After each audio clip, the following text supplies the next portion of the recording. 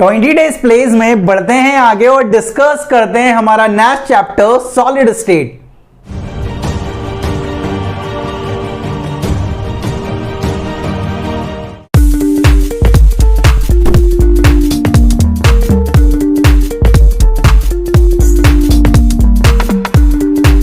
Hello everyone, कैसे हैं आप? दिस इज केमिस्ट्री बाबा। वेलकम टू केमिस्ट्री अड्डा, एक ऐसा प्लेटफॉर्म जहां पर आप केमिस्ट्री को फील करते हैं। आज अपन 20 डेज प्लेज में नया चैप्टर स्टार्ट कर रहे हैं, दैट इज सॉलिड स्टेट, जो अपने आप में इंपॉर्टेंट रखता है भाई। अब सॉलिड स्टेट की शुरुआत जो लोग बात करते हैं वो करते हैं उनकी प्रॉपर्टीज से। ठीक है, सॉलिड क्या है भाई कि जो आप तीन स्टेट ऑफ मैटर आप जानते हो, सॉलिड, लिक्विड, गैस, उनमें से एक है सॉलिड भाई। ठीक है, वैसे 5 होती हैं। कुछ मान भाव ये सोच रहे होंगे सर 3 नहीं होती, 5 होती हैं। ठीक है, मेजरली 3 होती हैं भाई, सॉलिड, लिक्विड, गैस, और सॉलिड उनमें से एक है। अब सॉलिड की कुछ अलग अलग प्रॉपर्टीज आती हैं जो तुम बचपन से जानते हो। ठीक है, उन्हें मैं बताकर टाइम वेस्ट नहीं करना चाहता हूं। अगर सुनना चाहते हो तो सुनो भाई। सबसे पहला कि सॉलिड का डेफिनेट शेप होता है, डेफिनेट मास होता है, डेफिनेट वॉल्यूम होता है। इंटरमॉलिक्यूलर फोर्स ऑफ अट्रैक्शन बहुत ज्यादा स्ट्रांग होता है। इंटरमॉलिक्यूलर डिस्टेंसेस बहुत शॉर्ट होते हैं। उनकी पोजीशन फिक्स होती है। सॉलिड रिजिड होते हैं, इनकंप्रेसिबल होते हैं, फ्लो करने की टेंडेंसी नहीं होती। डिफ्यूजन सॉलिड का बहुत कम होता है as compare to liquid and gases. ये सारी प्रॉपर्टी 9th 10th में तुमने पढ़ ली थी, जहां से एक भी क्वेश्चन बोर्ड 2021 में नहीं बनने वाला है। अब जहां से क्वेश्चन बनने वाला है उसकी शुरुआत करते हैं।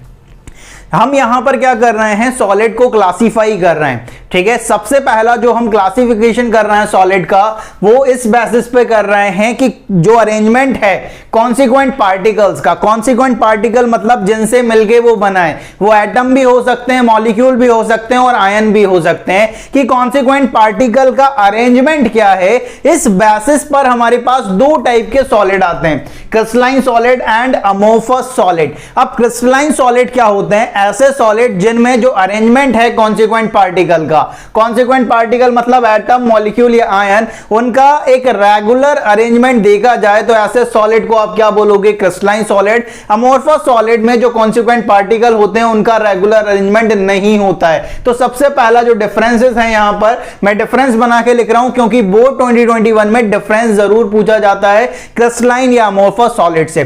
तो क्रिस्टलाइन या अमोर्फस सॉलिड की डेफिनेशन क्या होता है? Solid in which consequent particles are arranged in a regular manner throughout the 3-dimensional lattice is called crystalline solid, और amorphous solid, solid in which consequent particle, atom, molecule and ion are not arranged in a regular manner। यहां पर regular manner में arrange हो और यहां पर regular manner में arrange नहीं है। दूसरा अगर एग्जांपल की बात करें तो यहां पर एग्जांपल आता है नमक, यूरिया और शुगर। ठीक है, NaCl, शुगर और यूरिया। यूरिया आप जानते हो भाई, ठीक है, एज अ फर्टिलाइजर यूज करते हो आप, और शुगर और नमक आपने देख लिया होगा घर पर।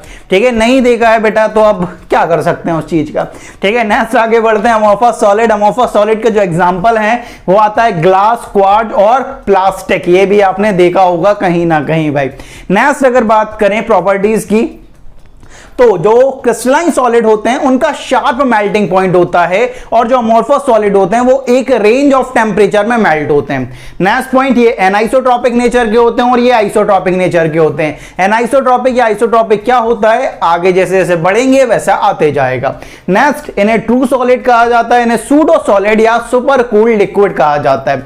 सूडो सॉलिड या सुपर कूल्ड लिक्विड का मतलब क्या हुआ? आपने ग्लास की वॉल वो देखिए, जैसे खिड़की होती है हमारी, ठीक है, वहां पर अपन क्या करते हैं, ग्लास की विंडो लगवा देते हैं। अब क्या होता है, ग्लास में क्या होता है, फ्लो करने की टेंडेंसी होती है यार। जब आपने लगाया तो ऊपर की थिकनेस और नीचे की थिकनेस लगभग बराबर होती है। जैसे जैसे टाइम बीतता जाता है, साल 2 साल 3 साल बीतते जाते हैं, वैसे वैसे आप देखोगे ऊपर थिकनेस कम हो जाती है, नीचे थिकनेस ज्यादा हो जाती है। मतलब ऊपर से जो ग्लास है वो नीचे की तरफ फ्लो कर गया, और फ्लो करने की टेंडेंसी या तो गैस की होती है या लिक्विड की होती है। यहां तो सॉलिड है, वो फ्लो कर रहा है, मतलब ये क्या है, सूडो सॉलिड या super cooled liquid. Pseudo solid मतलब फेक सॉलिड, जानते हो ना तुम, सूडो फोर्स फिजिक्स में देखा होगा दोस्त। ठीक है, तो सूडो सॉलिड या सुपर कूल्ड लिक्विड कहा जाता है, और क्रिस्टलाइन सॉलिड को वहीं ट्रू सॉलिड कहा जाता है। तो अब देखो इन सारी चीजों को दिमाग में कैसे रखना है। ठीक है, क्रिस्टलाइन सॉलिड की definition, regular arrangement, irregular arrangement. दूसरा point, example NaCl, sugar, urea,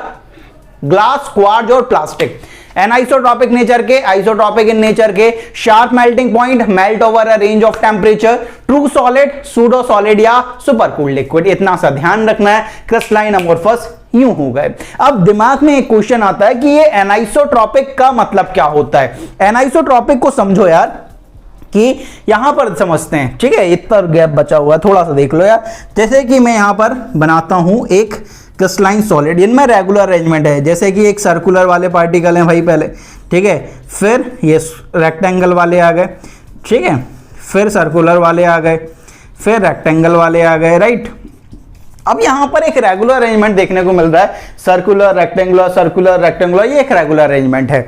वहीं अगर अमोर्फस की बात करें तो अमोर्फस में इधर बना लेता हूं यार, जगह है, ठीक है। अमोर्फस में देखो यहां पर सर्कुलर है, फिर स्क्वायर आ गया, फिर रेक्टेंगल आ गया, फिर ट्राइंगल आ गया, यहां ट्राइंगल है, सर्कुलर है, सर्कुलर है, सर्कुलर है, रेक्टेंगल है, रेक्टेंगल है, सर्कुलर है, ट्राइंगल है, ठीक है। यहां पर कोई रेगुलर अरेंजमेंट नहीं दिख रहा है पार्टिकल्स का, ठीक है, और यहां पर एक रेगुलर अरेंजमेंट दिख रहा है। अब एनाइसोट्रॉपिक या आइसोट्रॉपिक का मतलब क्या होता है। क्रिस्टलाइन सॉलिड में कुछ जो फिजिकल प्रॉपर्टीज हैं, जैसे कि रिफ्रैक्टिव इंडेक्स या इलेक्ट्रिकल रेजिस्टेंस, जब उन्हें मेजर किया जाता है अलग अलग डायरेक्शन में, इस डायरेक्शन में मेजर कर रहे हैं या इस डायरेक्शन में मेजर कर रहे हैं, तो उनकी जो वैल्यू हैं वो अलग अलग आती हैं अलग अलग डायरेक्शन में मेजर्ड करने पर, ठीक है। इसी को आप क्या बोलते हो, एनआइसोट्रॉपिक नेचर। अब हो क्यों रहा है ये, क्योंकि जो पार्टिकल का अरेंजमेंट है भाई वो अलग अलग है अलग अलग डायरेक्शन में। यहां देख रहे हो कि सर्कुलर सर्कुलर पार्टिकल आ रहे हैं, यहां पर सर्कुलर ट्राइंगल, सर्कुलर रेक्टेंगल, इस तरह के पार्टिकल आ रहे हैं। मतलब पार्टिकल का अरेंजमेंट अलग अलग डायरेक्शन में अलग अलग है, जिनकी वजह से कुछ फिजिकल प्रॉपर्टी जैसे कि इलेक्ट्रिकल रेजिस्टेंस या रिफ्रैक्टिव इंडेक्स की वैल्यू अलग अलग आती है जब आप मेजर करते हो अलग अलग डायरेक्शन में। इसी नेचर को आप क्या बोलते हो, एनआइसोट्रॉपिक नेचर। अब बात आती है कि आइसोट्रॉपिक नेचर का क्या होता है। आइसोट्रॉपिक नेचर एमोर्फस होते हैं, मतलब जब कुछ फिजिकल प्रॉपर्टी जैसे कि इलेक्ट्रिकल रेजिस्टेंस या रिफ्रैक्टिव इंडेक्स को मेजर्ड किया जाएगा अलग अलग डायरेक्शन में, तो उनकी वैल्यू लगभग सिमिलर आएगी। क्यों आएगी, जैसे कि आपने इस डायरेक्शन में मेजर करा दोस्त, या इस डायरेक्शन में मेजर करा, तो हो क्या रहा है यहां पर कोई रेगुलर अरेंजमेंट नहीं है, ठीक है। चाहे इस डायरेक्शन में मेजर करो या इस डायरेक्शन में मेजर करो, जो पार्टिकल का अरेंजमेंट है वो रेगुलर तो है नहीं भाई, ठीक है। दोनों में लगभग सिमिलर ही है भाई, और सिमिलर है तो यहां पर लगभग एवरेज वैल्यू सेम ही आने वाली है, ठीक है। लेकिन यहां पर ऐसा नहीं होने वाला है। तो कोई अगर एनाइसोट्रॉपिक नेचर पूछे, ऐसा क्वेश्चन पूछा जाता है कि क्रिस्टलाइन सॉलिड एनाइसोट्रॉपिक नेचर के क्यों होते हैं, तो इसका आंसर है कि crystalline solid are anisotropic in nature. Anisotropic nature क्या होता है, that is some of their physical properties like electrical resistance और refractive index have different value when measured along different direction. This is due to different arrangement of particle in different direction. अलग अलग arrangement है अलग अलग particle का, जिसकी वजह से जो कुछ फिजिकल प्रॉपर्टीज हैं, इलेक्ट्रिकल रेजिस्टेंस या रिफ्रैक्टिव इंडेक्स, उनकी वैल्यू अलग अलग आती है, और जो वैल्यू अलग अलग आ रही है वही क्या होता है, एनआइसोट्रॉपिक नेचर, ठीक है। तो क्रिस्टलाइन सॉलिड या अमोर्फस सॉलिड में डिफरेंसेस याद रखने, और एक बात यह ध्यान रखनी है कि क्रिस्टलाइन सॉलिड एनाइसोट्रॉपिक नेचर के क्यों होते हैं, ये आपको क्रिस्टलाइन और अमोर्फस में बात करते हैं। अब हमारे जो काम का सॉलिड है वो है क्रिस्टलाइन सॉलिड। अब हम क्रिस्टलाइन सॉलिड को क्लासिफाई करेंगे। अमोर्फस सॉलिड हमारे काम का नहीं है भाई, हमारे सिलेबस का पार्ट भी नहीं है आगे। अब हमारे पास क्रिस्टलाइन सॉलिड आता है, अब हम क्रिस्टलाइन सॉलिड को क्लासिफाई करेंगे। तो चलिए देखते हैं कि क्रिस्टलाइन सॉलिड में हमें क्या क्या जो यार हमारे पास आ रहा है वो है classification of crystalline solid. Amorphous solid हमारे अब काम का नहीं है, जो भी डिफरेंसेस थे वो पढ़ चुके हैं क्रिस्टलाइन और अमोर्फस में। अब हम क्रिस्टलाइन की बात करेंगे। क्रिस्टलाइन का क्लासिफिकेशन कर रहे हैं on the basis of nature of particle और नेचर ऑफ बॉन्ड, कि किन पार्टिकल से वो मिलके बना हुआ है, क्या कॉन्सिक्वेंट पार्टिकल्स हैं, और दूसरा कि नेचर ऑफ बॉन्ड, कौन सा बॉन्ड एग्जिस्ट कर रहा है उन कॉन्सिक्वेंट पार्टिकल के बीच में। इस बेसिस पर हमारे पास जो क्रिस्टलाइन सॉलिड होते हैं वो चार टाइप के आते हैं, आयनिक solid, metallic solid, covalent solid और मॉलिक्यूलर सॉलिड। मॉलिक्यूलर सॉलिड आगे जाके तीन में क्लासिफाई होते हैं, non polar molecular solid, polar molecular solid and hydrogen bonded molecular solid. अब इन्हें अपन कई सारी प्रॉपर्टी कंपेयर करने वाले हैं, जैसे कि कॉन्सिक्वेंट पार्टिकल क्या होने वाले हैं, इनके बीच में बॉन्डिंग या अट्रैक्टिव फोर्स कौन सी है, क्या एग्जाम्पल होते हैं, इलेक्ट्रिकल कंडक्टिविटी क्या है, ये जो चीजें हैं वो अपन चारों में कंपेयर करने वाले हैं। तो सबसे पहले अपन आयनिक सॉलिड की बात करते हैं। तो आयनिक सॉलिड में नाम से समझ आ रहा है कि कॉन्सिक्वेंट पार्टिकल क्या होंगे, आयंस होंगे। बॉन्डिंग या अट्रैक्टिव फोर्स क्या होगी, आयनिक बॉन्ड होगा। एग्जांपल आयनिक तुम कंपाउंड जानते हो, जैसे NaCl है, CuSO4 है, AgCl है, MgO है, ये आपके आयनिक सॉलिड होते हैं। इलेक्ट्रिकल कंडक्टिविटी की बात करें तो जो सॉलिड स्टेट में बात करेंगे तो इंसुलेटर होते हैं, लेकिन जैसे ही अपन इन्हें पानी में उठा के डालते हैं या मोल्टन स्टेट की बात करते हैं तो ये एज अ कंडक्टर काम करते हैं। तो अपन ऐसा बोल सकते हैं कि insulator in solid state but conductor in aqueous और मोल्टन स्टेट। मोल्टन स्टेट तो जानते हो, जैसे NaCl है, NaCl को गर्म करो, जब तक गर्म करो जब तक कि वो लिक्विड स्टेट में ना आ जाए, तो स्टेट को आप क्या बोलोगे कि NaCl मोल्टन स्टेट में आ गया। ठीक है, तो मोल्टन या एक्वस स्टेट में ये कंडक्टर की तरह काम करते हैं और सॉलिड स्टेट में एज अ इंसुलेटर काम करते हैं। सेकंड अगर बात करें तो सेकंड आपके पास मेटेलिक सॉलिड आता है। कॉन्सिक्वेंट पार्टिकल मेटल्स होंगे। बॉन्डिंग या अट्रैक्टिव फोर्स मेटेलिक बॉन्डिंग होगी। एग्जांपल मेटल्स जैसे कि सोडियम है, आयरन है, सिल्वर है, कॉपर है, इस तरह के। इलेक्ट्रिकल कंडक्टिविटी की बात करें तो आप जानते हो कि metal are good conductor of electricity. Conductor होते हैं, चाहे सॉलिड स्टेट में बात करें या मोल्टन स्टेट में बात करें, तो दोनों स्टेट में एज अ कंडक्टर होने वाले हैं। थर्ड अगर बात करें covalent solid, consequent particle atom, bonding या attractive force covalent bond. Example अगर बात करें जैसे SiO2, जिसे आप क्वार्ट्ज के नाम से जानते हो, SiC, ठीक है, डायमंड, ग्रेफाइट, ये सारे के सारे आपके कोवेलेंट सॉलिड होते हैं। ठीक है, इलेक्ट्रिकल कंडक्टिविटी की बात करें तो इंसुलेटर होते हैं एक्सेप्ट ग्रेफाइट। बचपन से पढ़ते आ रहे हो कि graphite is good conductor of electricity, तो वो वही चीज अपन ने यहां पे लिखी हुई है। फोर्थ जो है वो है मॉलिक्यूलर सॉलिड। मॉलिक्यूलर सॉलिड को आपने 3 में क्लासिफाई कर दिया है, non polar molecular solid, polar molecular solid और हाइड्रोजन बॉन्डेड मॉलिक्यूलर सॉलिड। इन तीनों में एक चीज कॉमन है कि कॉन्सिक्वेंट पार्टिकल हमेशा मॉलिक्यूल रहने वाले हैं और electrical conductivity always as a insulator, insulator की तरह काम करते हैं भाई। ठीक है, बॉन्डिंग या अट्रैक्टिव फोर्स की बात करें तो नॉन पोलर में डिस्पर्जन फोर्स अपन बोल सकते हैं या लंडन फोर्स, एक टाइप की वंडरवॉल फोर्स यहां पर काम करती है।